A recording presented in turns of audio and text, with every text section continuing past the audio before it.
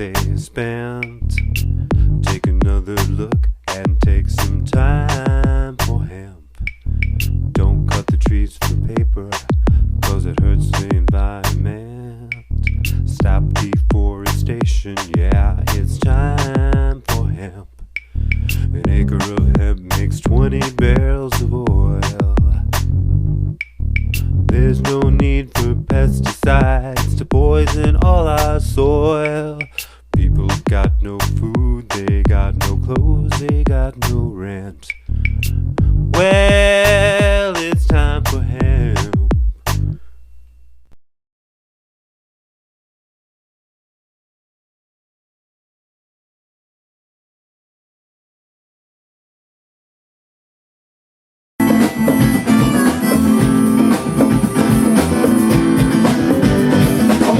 A little bit about a plant I know that can save the world. It goes long and tall and has flowers that can make your heart swirl. It's a bulk plant with a fiber that is resistant to rain and mold. It's the strongest plant fiber known to man, the best rope you'll ever hold. Well, the pioneers loaded up the wagon trains and the hemp that's made of hemp. In Washington and Jefferson, going on their farms, they said they make the most of it. The first stars and stripes were sewn on hemp, the first Constitution too was used around the world for food, fiber, oil, medicine, and fuel. And if we doesn't seeds, we won't have no need for any other oil. Make pigs and eggs, run our cars, grow it back and next season, little pigs in the soil. Because we choose to see things put in our mouth with omega-6 and 3. We can feed the world with the tree of life and live sustainably. But if we cut down all the trees, we won't have nowhere to be. We'll grow fields of hemp instead. We can make our paper, build a house from it. It's the black man, grow out and free. Live in the way that we ought to be. Gonna leave our children a better world than my ancestors and that we.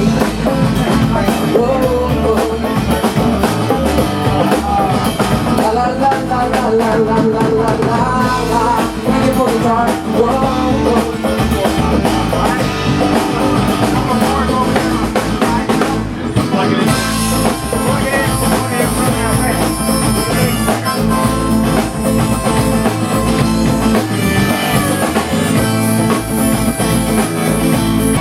Gotta happen, you know. And I think this is the year. My vision is that we turn all the GMO crops into hemp, and I think that's like the next, like, because the farmers, people are aware that GMO is bad, and there's going to be a big backlash against it. I see against the GMOs, and then the farmers that they're kind of stuck because the GMOs are subsidized by the government, and they don't have an alternative. They're like, okay, well, what are we going to plant then?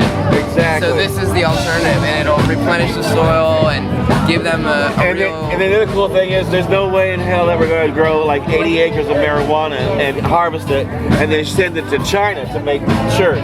Right. We're going to hire people right here in our own backyard to make the shirts. Yeah. And that's it's a cash crop for the farmers, it's a job maker for the community, and we quit arresting people, so we're saving the taxpayer dollars, and we're accumulating tax income to take care of the baby boomers who are soon to be the next homeless people in this country.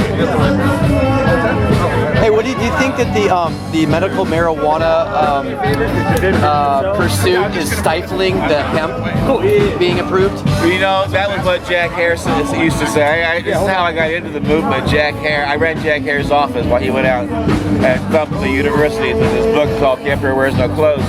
And when they first started with Dennis Perone and Dr. Todd McArea and Lynn and Judy Osborne came to Jack and said, look, we want to do a medical marijuana initiative. Jack was like, oh hell, you know, you don't even say anything about industrial hemp, industrial paper. And he was very agitated that it was ignored for so long, and that's always been a claw in my side. Now the one that's happening in Oregon, is why I love it so much, is that the Oregon Cash Initiative focuses, they've already got medical marijuana up there, so they're not so concerned about that.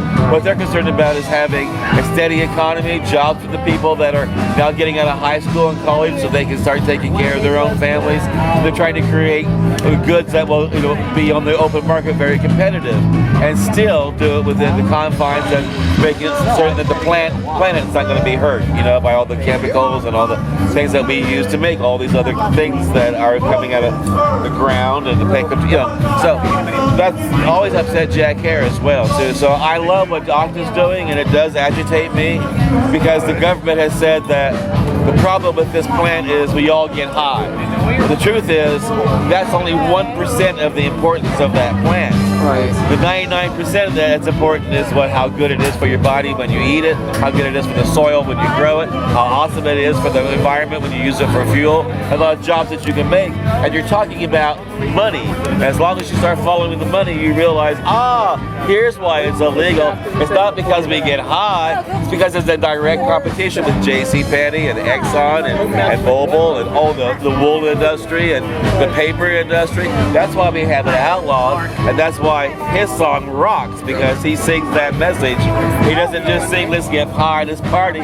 He also says, let's change the world, let's create jobs. Well, and also, what's interesting to me is that it's actually more legal to grow cannabis in most states now, and it's still illegal to grow pot, to grow hemp, I mean. Exactly. Like, that's the reason we can't grow hemp, then why can you grow that? Exactly. And that's why I love Canada, because Canada now underwrites the cost of growing hemp for the farmers, and they are also putting money into promoting the hemp products from their country. And if our country did that, like right What's now. What's the difference? Why can't we emulate what Canada's doing? What exactly? How did it go south?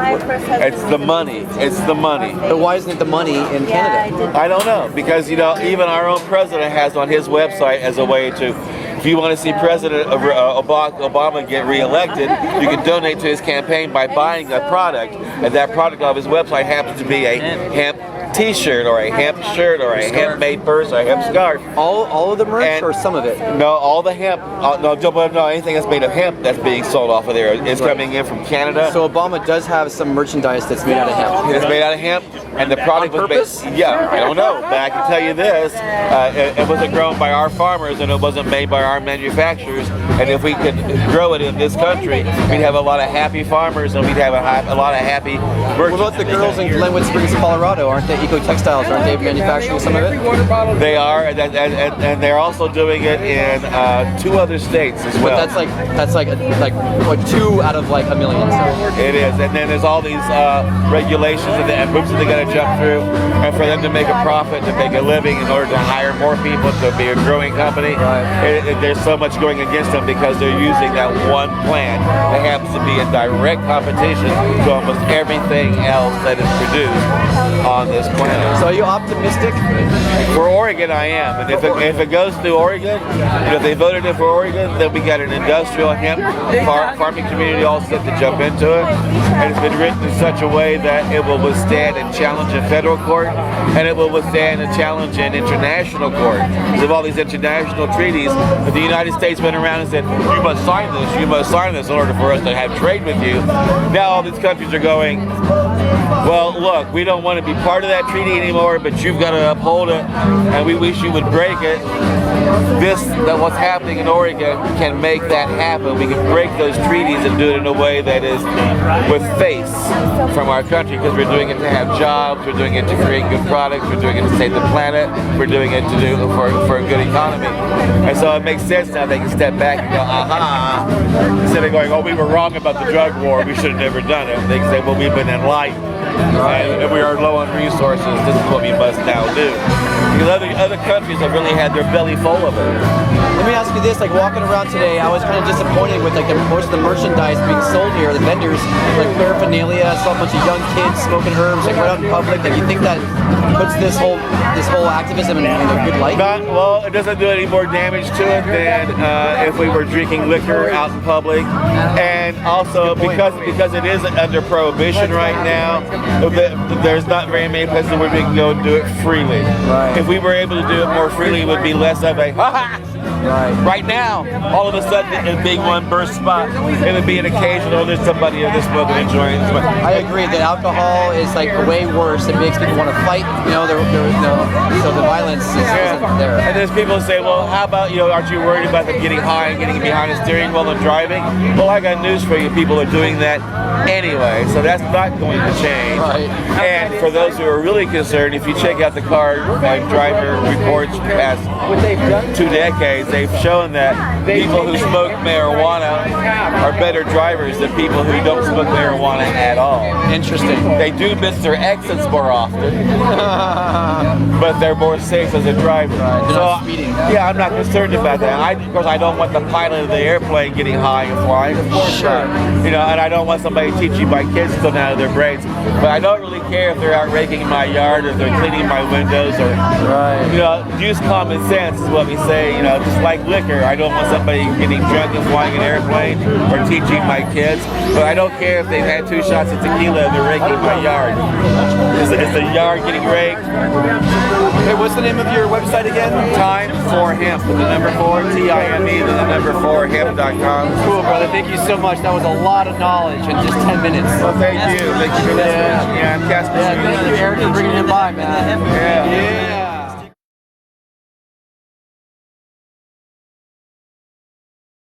I forgot to ask you, don't you have a thing on the internet that you do? I do. I have a podcast called High Times Presents Free Weed from Danko. Nice. And how can people find that?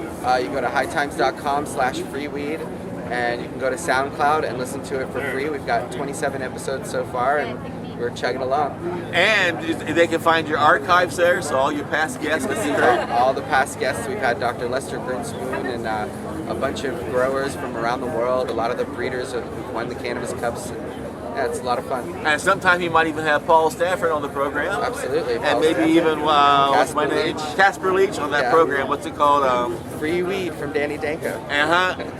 And you have a great day here at the Seattle Hempfest. Yeah. Thank you. I forgot about that.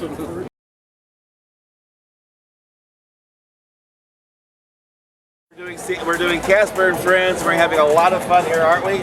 We are. I have to say, the women up here know how to dress. They know how to dress, and they're very nice, and they're very creative.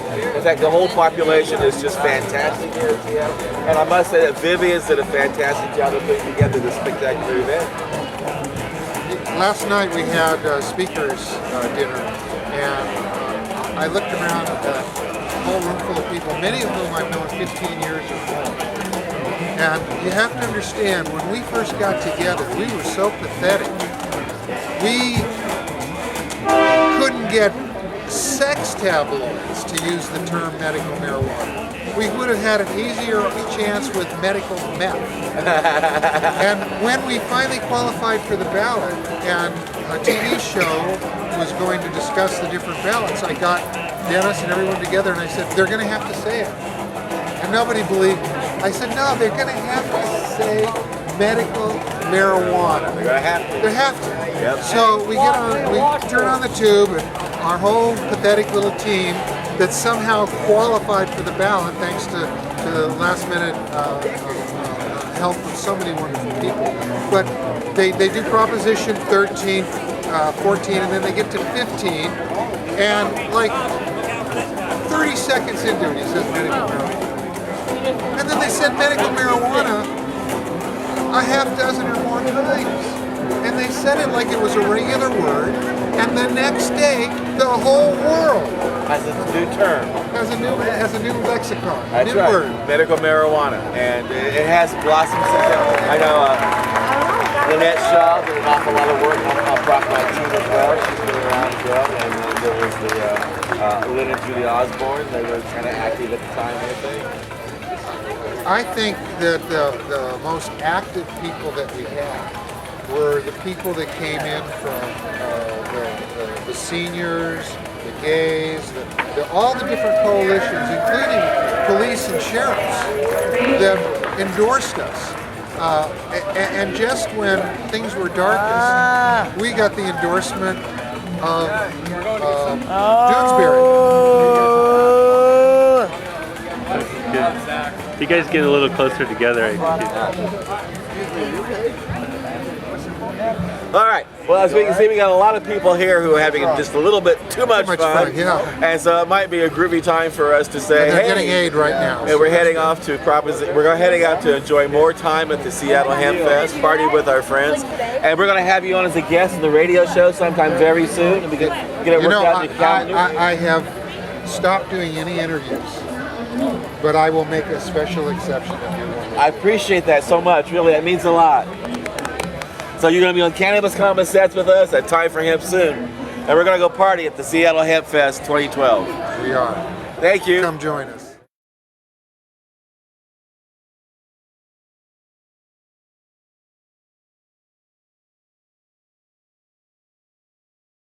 We are having a great time at the Seattle Hempfest here 2012, and of course Vivian's did a great job of putting together an awesome list of speakers, one of which has a great TV show on PBS that I have watched, Rick Steves. And I tell you, when I watch you go through Europe, I was stationed in the Army in Germany for 3 years, and it's like returning home. I got great high definition TV, and the spots that you go to and the way you describe the visits and the things that you do, it gives me a chance to relive my moments, and I want to thank you and applaud you for the amazing work you do. Thank you very much. I'm thankful to have public broadcasting to air my shows. And now, I was surprised, like many people, to find that a well-rounded, well-educated, very kind of conservative individual seems to be very pro-marijuana. Is it because of your travels around the world that you see that it's not as much of a problem and you became more aware of the problem that prohibitions cause here? Or? I wouldn't say I'm pro-marijuana. I'm pro people's right to enjoy marijuana. You know, it doesn't matter what I think personally about marijuana. I just think part of being an American is having civil liberties. And I think the responsible adult use of marijuana is a civil liberty. And I think it's a shame that we have to criminalize it, because drug policy in a society should be motivated, I think, by pragmatic harm reduction. And we have laws against marijuana that are the opposite of pragmatic harm reduction. I think they're increasing harm in our society, like the laws against alcohol did back in the wrong-minded prohibition era. You know, and Europe has drug problems just like we have drug problems here. Drugs can be abused. Drugs can be fun. Drugs can be abused. And Europe has decided to take the crime out of the equation in general and treat it as a health challenge and an education challenge.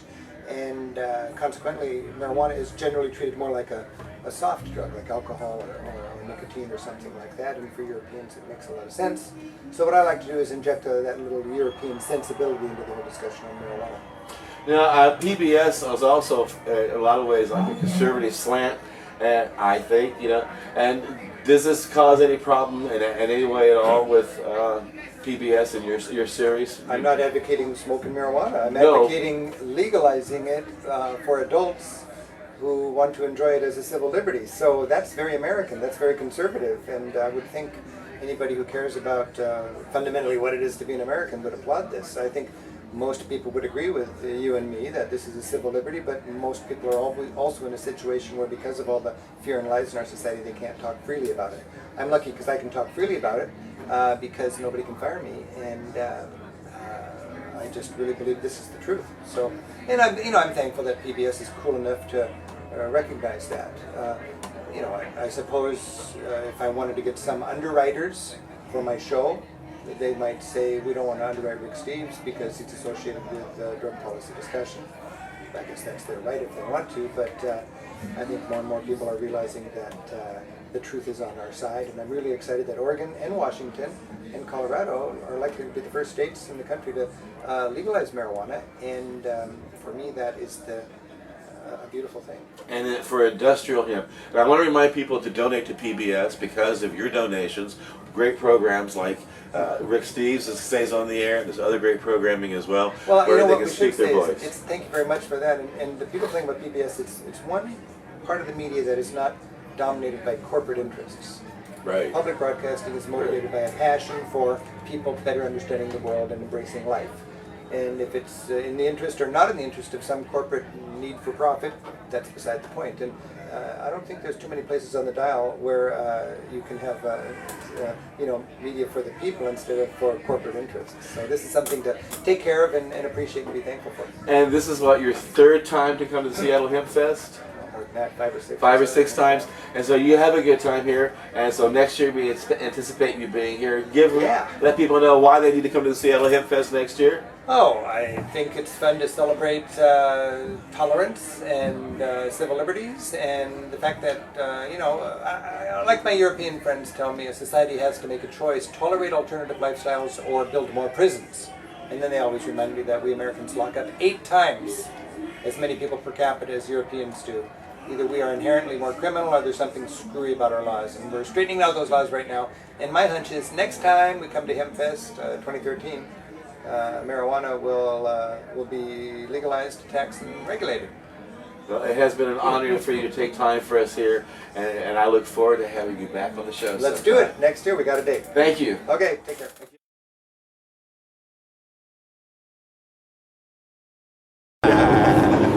Hey, we're having fun here at the Seattle Hempfest 2012 with Casper and friends. 2 of my best friends I'm hanging out with, Paul Stanford, Ed Rosenthal. You should be here, but since you can't, we're going to fill you in on why you should have been here. Paul, let them know what's up here today. Well, the Seattle Hempfest is the world's biggest pro-marijuana festival. It happens on the 3rd weekend of August every year. This is the 21st annual Seattle Hempfest. It usually has 200,000 to 300,000 people. I'm sure we'll be meeting those marks this year.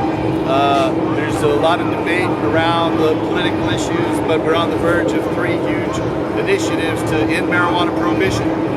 So that's a big point. And Ed, you're having fun here at the fest, I know. What's the biggest thing that you think is attraction? What is the biggest attraction you think is here? For me, it's the speakers and the Hemposium, because there's so much information and insight, wisdom that's transferred. I really like that. And there are great bands. They have about 100 bands. So it's music of all kinds. We're having a lot of fun here. Wish you could be here. Casper and friends are smoking out from one end to the other here at the Seattle Hempfest. We'll see you next year for sure. Ed Rosenthal at quicktrading.com, is that right? Yes, or just put my name into Google and all kinds of stuff will come up. And Paul Stanford from hemp.org, is that right? And Casper Leach from timeforhemp.com, is that right? I think that's right. We want everybody to tune in and take time for hemp, and we love you all from here at Cannabis Common Sense. Party! All right. Let's go smoke out!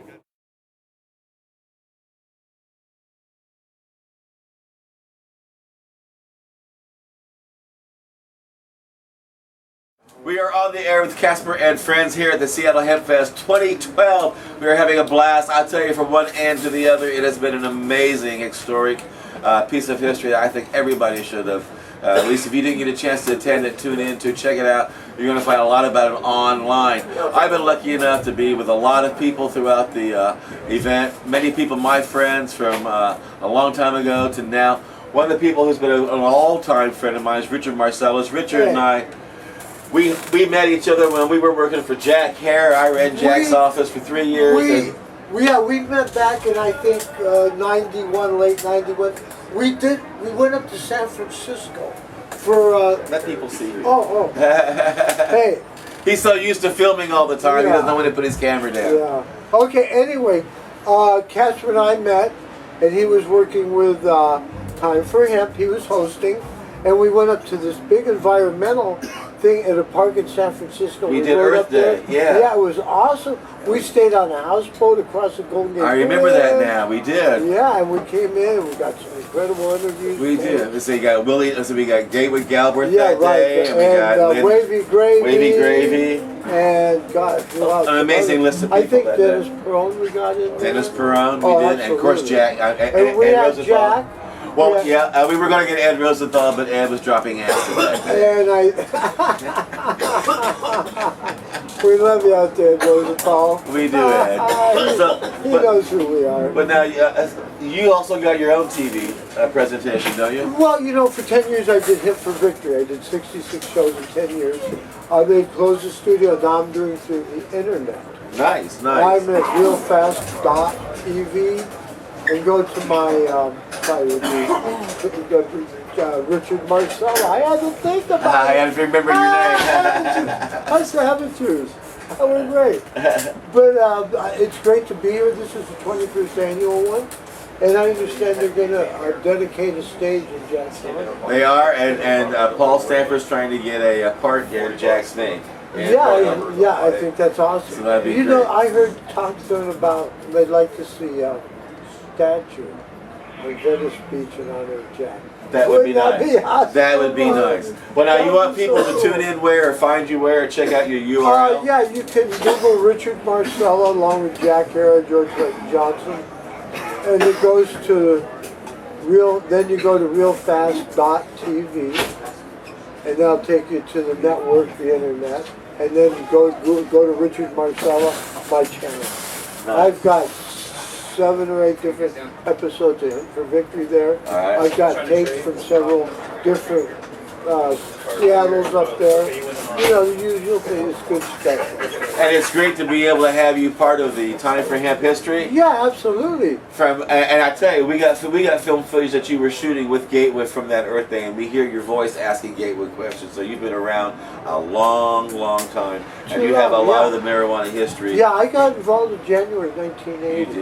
You did. And that's And Jack January drugged me into it when he yeah. made me swear to always be an activist until it was legal. Yeah, I was 65 or dead. Something like that, yeah. All right. Well, Richard, Okay, well, that's it. I want to thank you so much for being part of our All program. right, guys. Keep on watching. Hey, bro. Alrighty.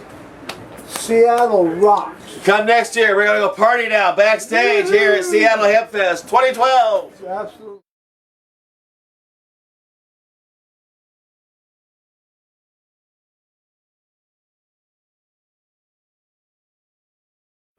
From the Seattle Hempfest 2012, Casper and friends are smoking out, having fun. I can't tell you, it is a blast being here at this event. My first time at a Seattle Hempfest, amazing. And I'm here with my friends from High Times magazine, Danny Danko. I tell you, it is amazing. This magazine has been around for a long time, and every time it comes out each month,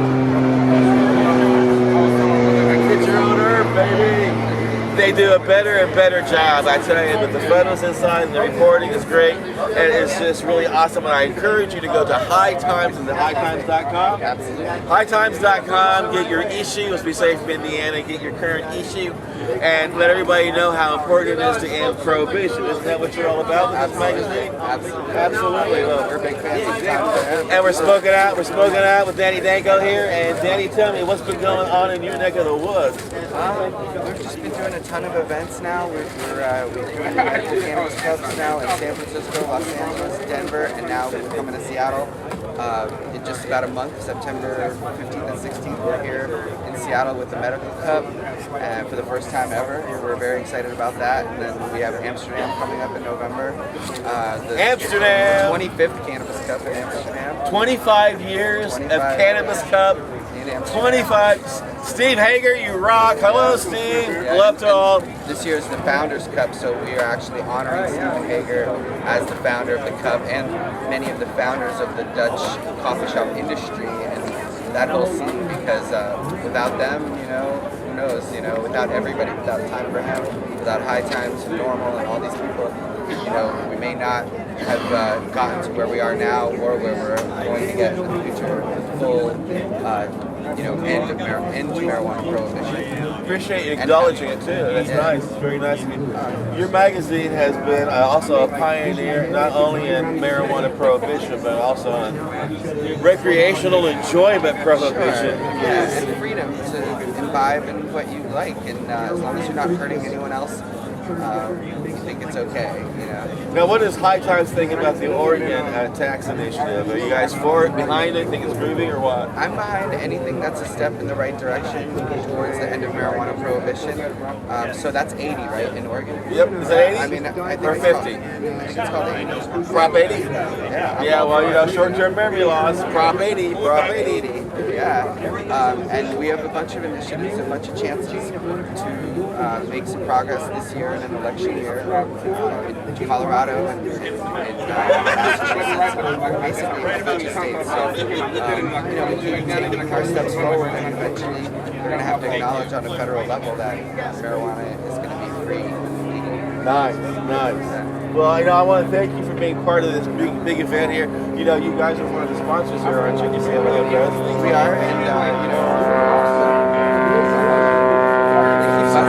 go ahead and hit the pause button, will you? pick it up though, because that was just kind of rude. Just keep it rolling. Drop a couple of those bales on us. Yeah, no shit. Hold on. Well, here, you have a hit while I babble for a minute. So, we like to want to thank you for being part of the Seattle Hempfest here because you're one of the sponsors tonight. It's the impression I get, and you guys have made not only this year possible, but past years possible. I'm looking around at all the fantastic vendors and all the amazing people going up and down the strip here, and all the great speakers that we got. It's just getting bigger and bigger and more productive. Yeah, I got to acknowledge all the volunteers. I mean, Vivian McPeak has done an amazing job. Rachel, all the people here who are involved, but they have this army of volunteers who don't get enough credit for what they do. They clean up, they basically run the show with hundreds of thousands of people all clamoring for something. And so big up to the volunteers of Seattle Hempfest. You guys rock. And again, Vivian, you're an amazing individual. The way you organize this every year, and you're just determined to make it the event of the summer. The biggest, marijuana You're amazing. And it's 21 years strong, and just keeps getting bigger and stronger, and it's incredibly organized and incredibly productive and amazing. And what's the name of the magazine again? It's called what? High Times Magazine. High Times Magazine? It's called High Times Magazine? Yes, indeed. All right, well, you go to hightimes.com? Yeah, hightimes.com, and if you're interested in checking out the Medical Cannabis Cup, it's medcancup.com. And I tell you, it has been really a lot of joy looking out with you, I tell you. You're a pioneer of this movement, so it's an honor to be with you and, following in the footsteps of all the amazing people who paved the way. Thank you so much. And we're going to be doing a lot more partying here at Seattle Hempfest. Yeah. Thank you.